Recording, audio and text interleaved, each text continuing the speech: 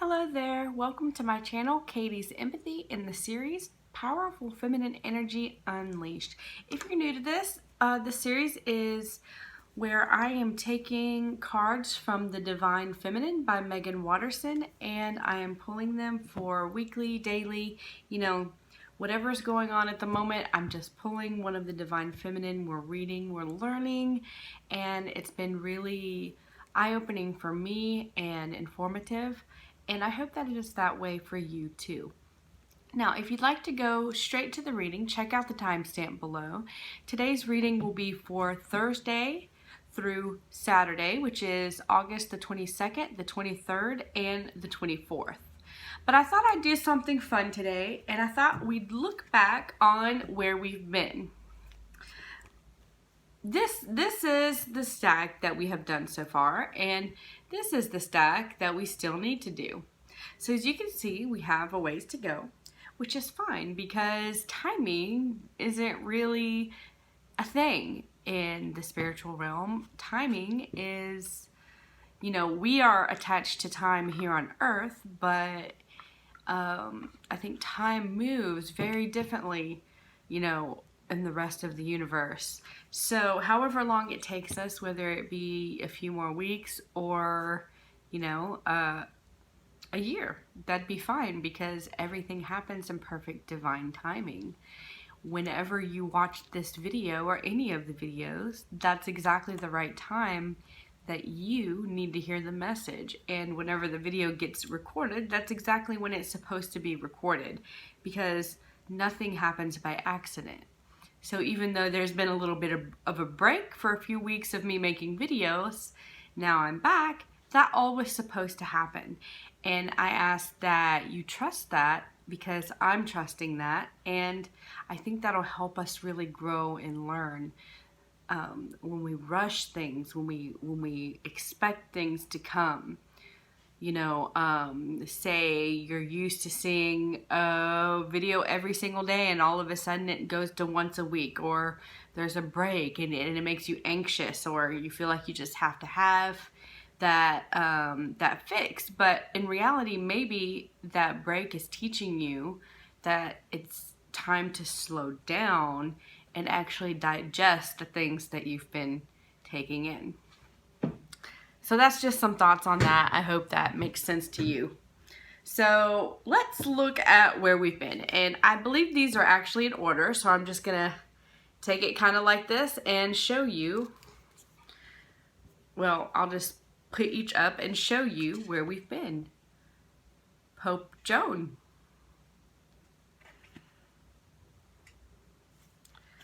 Zhao Wanjing.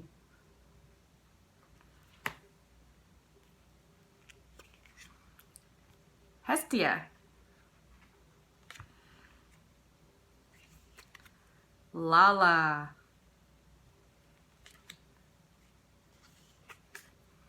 Queen Esther.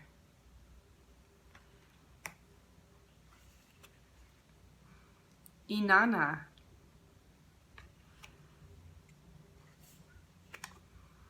Catherine Labor.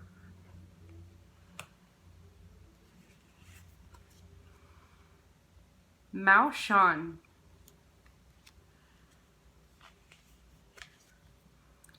Yemoja.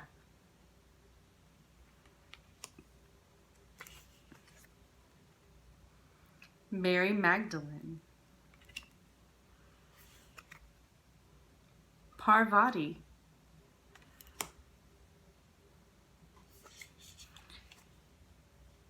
Yeshe Soyal. I'm not sure if that's how you say that. Myra Bai.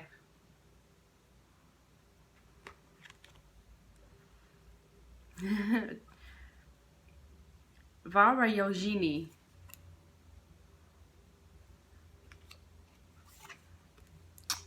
Fatima. And Dakini. So those are the women that we've done so far. If you were curious, please feel free to go back and look at previous videos. They have a time on them, but in reality, there is no wrong time to see a message or hear a message. So I encourage you to go back if you haven't seen them and watch the other videos. These women are amazing, powerful women that really, pushed through boundaries and societal norms as females, which is super important. And really awesome. So I just, it's just been really, really great doing this. And I hope that y'all have enjoyed it too. All right, so let's go ahead and see what card we have for today from our stack, which is getting smaller and smaller. All right, so calling on spirit, on my spirit guides, on the spirit guides of my viewers, calling on the divine feminine, goddess energy, calling on my higher self and the higher self of my viewers. May only love and light come through today, and may we receive the exact messages that we need for this moment and the moment that anyone is watching. May the intention be that anytime this is watched, messages will come through that the viewer needs to hear in that very moment.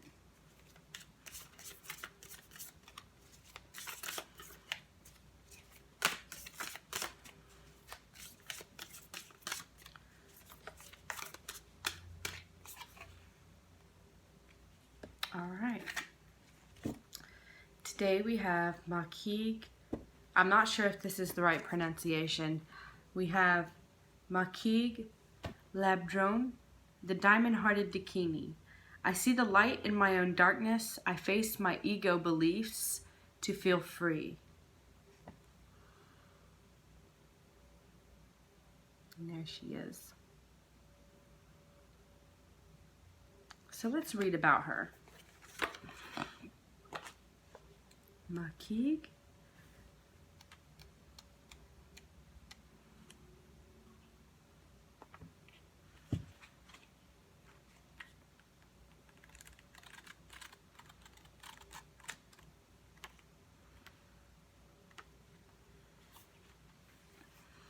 Machig Labdron takes the dark and transmutes it into only more light.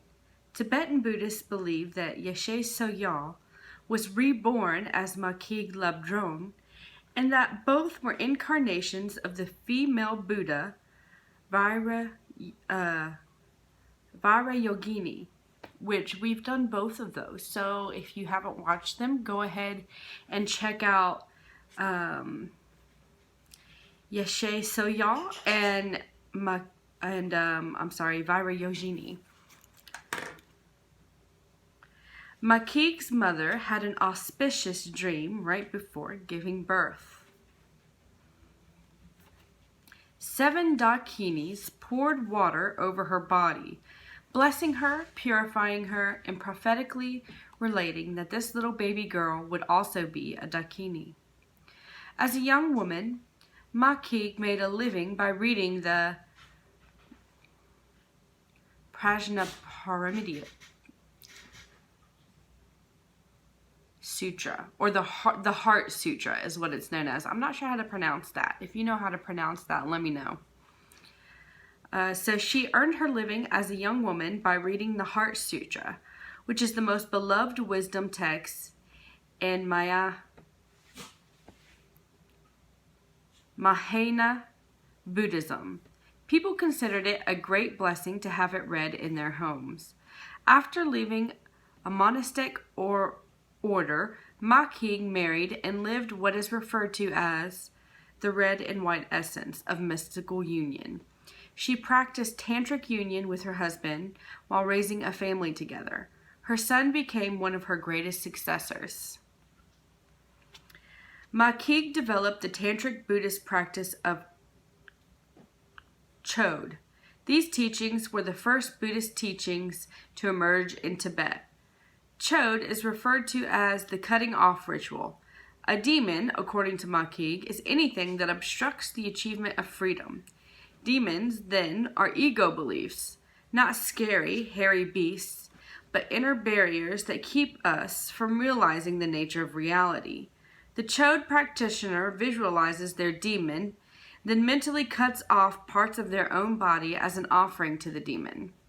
Machig holds a traditional Tibetan Chode drum, a damaru, in one hand and a bell, ganta, in the other. Machig, like Yeshe Soyal, lived until she was 99, and then according to Tibetan Buddhists, she reincarnated as Lama Sultram Alyon, an American Buddhist teacher. Alyon explains in her book, Feeding Your Demons, that Chode is a method for bringing our shadow into consciousness and accessing the treasures it holds rather than repressing it. This powerful, unbroken lineage of female transmission reveals to us that enlightenment is about making the darkness conscious. So,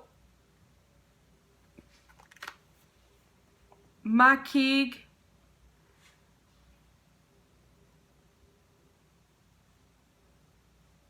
I feel like from what it's saying here, she really lived very much in the higher realm, in the spiritual realm. And because of that, she was able to also, it's kind of funny because I feel like the higher you are able to go, also the lower you are able to go. In other words, there's this balance between shadow work and light work, right? Where we have to actually go all the way down below into our lowest vibrations so that we can heal and find those things that are obstructing us so that we can pluck it out so that we can ascend higher. If that makes any sense. And I think that's what, I'm not sure if this is how you say it. I'm saying chod. I think it actually might be chod. I'm not sure. So that's the cutting off of demons, which are actually just our egotistical beliefs that we're attached to, or in other words, negative attachments or attachments in general that are keeping us from being able to flow and grow and move forward spiritually. I think it's interesting that she also practiced tantric union with her husband. So, you know, they were basically doing sexual rituals together in order to raise their vibration, in order to help each other heal so that they could kind of find that healing in each other. So, and I don't know a whole lot about that, but I think it's very interesting and something I definitely want to learn more about. So if you know anything about tantric union, let me know, because I think that would be something very interesting to learn about, and possibly we can talk about it in future videos. So yeah, very interesting. Bringing our shadow into consciousness and assessing the treasures it holds rather than repressing it. So we just push our nasty self aside all the time, and we have a hard time sometimes seeing the negatives in ourselves as anything helpful, but in reality, all parts of our being, all parts of our soul are useful and beautiful and purposeful in our life. Nothing happens without reason. When your soul selects her card, from Machig's perspective as an enlightened female, she knew that the difference between a god and a demon had to do with our reaction to them. Those who cause us pain, she explained, also teach us patience, whereas those who bring gifts can distract us from our spiritual paths. No one in no single situation has the power to derail us. That is, unless we let it. The power rests within us. I think that's very interesting, as both positive and negatives can actually take us away from our calling. You know, what causes us pain teaches us how to be patient. But yet things that bring us gifts, things that seem positive, can actually be a distraction. So that's kind of something to look at, you know, whenever you're going through a hard time, and it feels really painful. It is meant to be that way, you know, and if something else were happening that were good, it might not be the right thing, you know, it might not be what you're supposed to be doing, so it could be a distraction. Say, I'm thinking of like if you're looking at other people and comparing what other people are doing to what you're doing, and you feel some sort of distress about where you're at in life, you know, if you had what you're looking at as to be something that you really want, if you had this nice house or if you had this perfect job, that could actually be a distraction to you for what you're actually supposed to be doing. So when you're on the path to doing what your true calling is, things will sometimes make absolutely no sense whatsoever. And that is when we learn to be patient and to trust in timing. And, you know, that's really where I'm at right now in my life, because I'm in this super, like, in between, like, what is going on? I don't know what I'm doing. And in some ways, it feels negative. It's like, you know, okay, stability, you can go ahead and come on, all right? Because we like to feel safe. We like to feel like things are working out. But I am learning that to trust in divine timing, to trust in spirit, is so important in this process. Because if I accepted something that's not for me, and if I just settle into a job or into a place, you know, it wouldn't be right. And it would be distracting me from my true calling. And later on down the road, I'd be in a worse place. So it's just patience.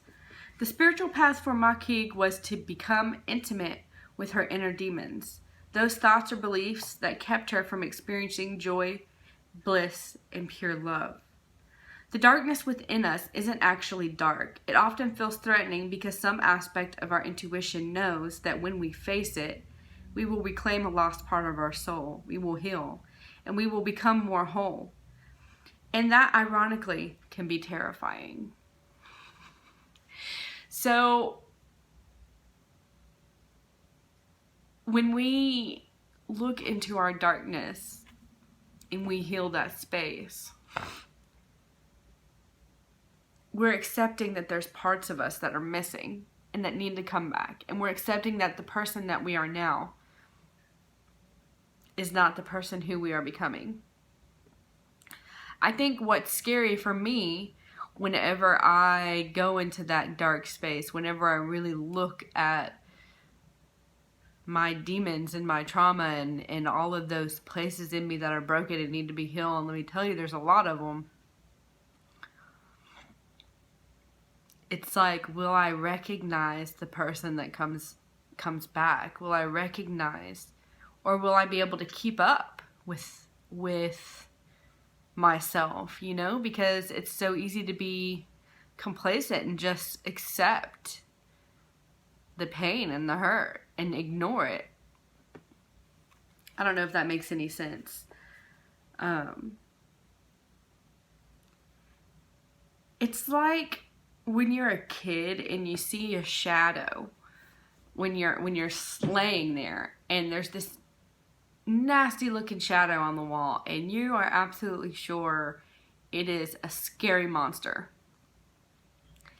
and you lay there frozen in your bed for so long, not doing anything, because you know as soon as you move, this monster's gonna get you. But then you think about it, and you think about it, and you think about it. You're studying the shape of it. You're thinking about it. You're looking at it, and you're looking at the lights and it dawns on you that it's really just a stuffed animal sitting on your bed. And it's not scary at all. It's actually something that you can hold on to comfort you, right? And I think that's kind of a good analogy for what it's like when you actually face the darkness within you. You're sitting there frozen, not moving, because you see the scary part of yourself, and it's terrifying. It's this big hairy demon with horns, and it's gonna kill you, rape you, hurt you, whatever, and you're just frozen. And when you really look at it, when you keep looking at it, and you don't take your eyes off of it, you don't ignore it, you eventually realize that it's just a shadow of a part of yourself that you're missing, that you're not embracing. And so you grab it, you put it back where it belongs, and then it comforts you, it heals you, and it allows you to move forward without fear. So we get used to functioning with only one wing. We wonder, how can I fly with two? I'll go too far, too high. Who will I become now that I'm free? And who will I lose in the elevation of my soul? Machig is here to support us in seeing what's ready to come to consciousness. She's here with her diamond heart to hold us as we feed one of our demons, not with fear, but with the knowledge that bringing it to life and into the light will help set us free.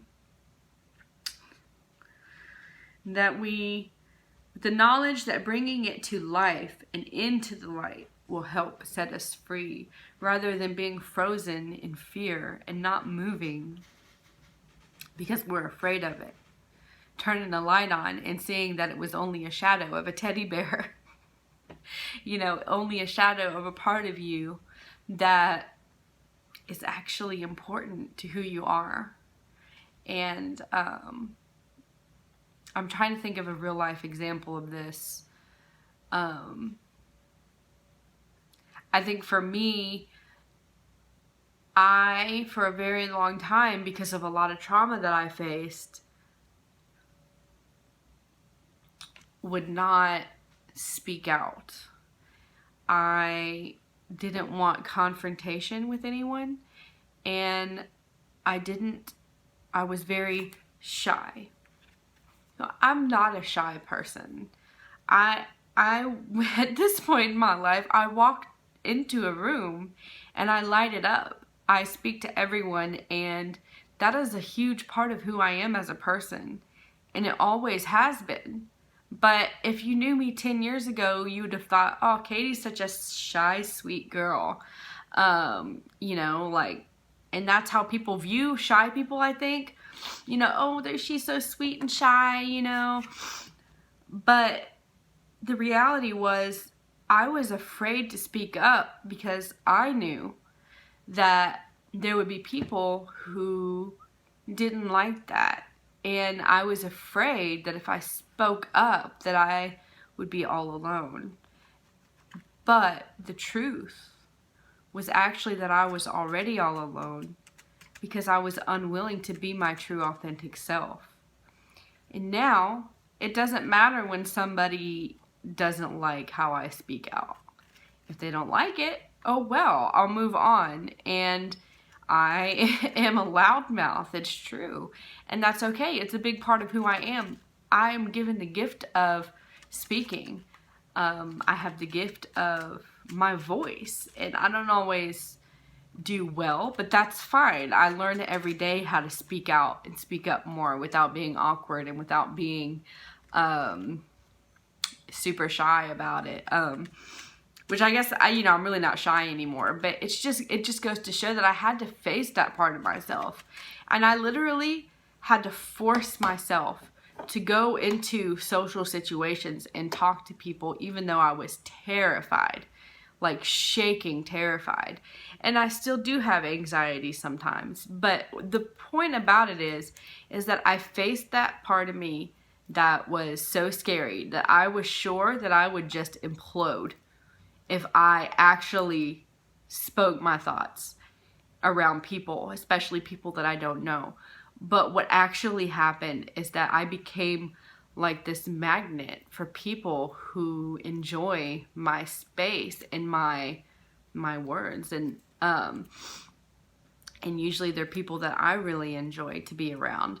And so instead of being all alone, I actually became more fulfilled and more surrounded by people who love and support me. So that's just one example about how facing your darkness can actually heal you and bring you closer to your life purpose. Because if I hadn't have learned how to speak up and to speak out, then I wouldn't be here making these videos right now. And whether or not, you know, this is helping a lot of people, I know that it's at least helping a few. And hopefully, eventually, it will help more. And that's all that matters to me. Really, all that matters to me is that I'm doing it. And this is what I feel like I'm being led to do. And whatever happens with it, wherever that leads me, is where I'm supposed to be. And that's where I'm at right now. So that's just an example. Is there an ego belief that I am ready to see and release within me? Is there an ego belief that I am ready to see and release within me? You know, my ego belief in that example was I'm a loudmouth, and or that I'm better than others because I don't, you know, I'm not a loudmouth, or that I don't talk out my ass or whatever. You know, but that was stupid. That was definitely an ego belief. I talk out of my ass all the time, and that's just the way it is. And I've accepted that in me, and I'm allowing it to push me forward. I see the light in my own darkness. I face my ego beliefs to feel free. Ego beliefs. What is an ego belief, right? Our ego is kind of what we project onto others, you know, like how do I explain this? You know, I am this or that. You know, we make these assumptions when really, in reality, we're blocking our movement forward through those assumptions, right? So another way, another example, I'm just going to use the same example, right? Is me believing that I am either shy or talkative or a loudmouth. All of those can be an ego belief, because in reality, I am whatever I need to be in the moment. So if I release the idea that I am a certain way and that this is just who I am,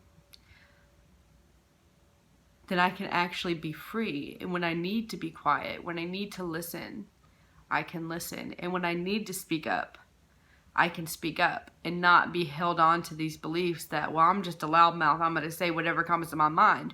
Or I'm just shy and I'm timid and I don't want to ruffle anyone's feathers. You know, because both of those beliefs are kind of based in ego.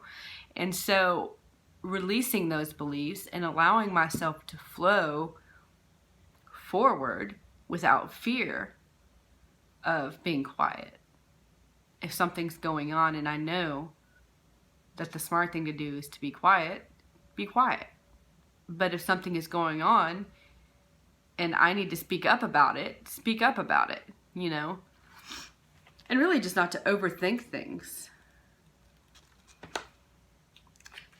So, Machig Labdron.